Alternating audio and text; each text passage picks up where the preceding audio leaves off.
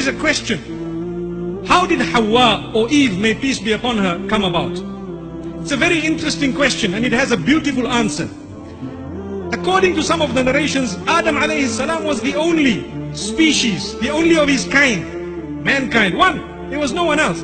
Naturally, he was feeling lonely because the angels, there are so many, there are so many, me, I'm only one. So he used to want company. He used to ask Allah for company, something that would grant him comfort. One day when he got up, he noticed someone looking very similar to him. A woman was given to a man as a gift after great prayer.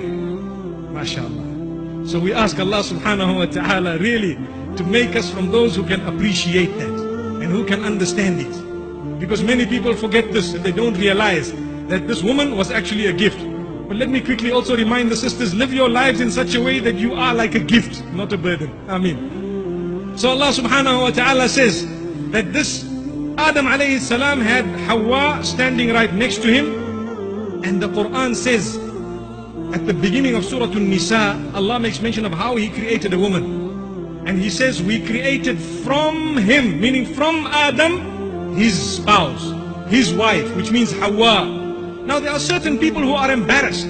And they say, no, we weren't created from man. Well, why be embarrassed?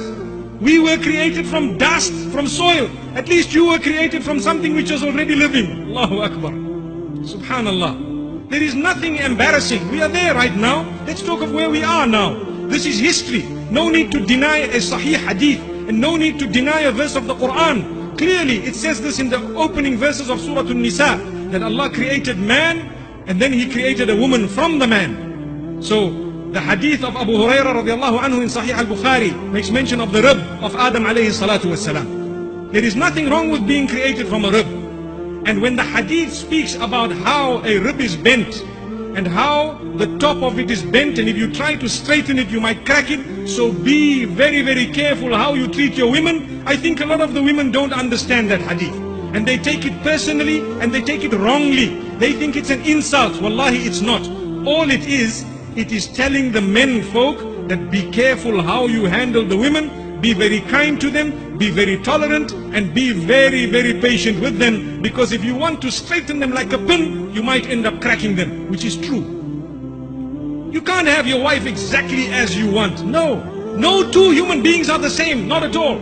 There is a give and take. May Allah subhanahu wa ta'ala grant us goodness.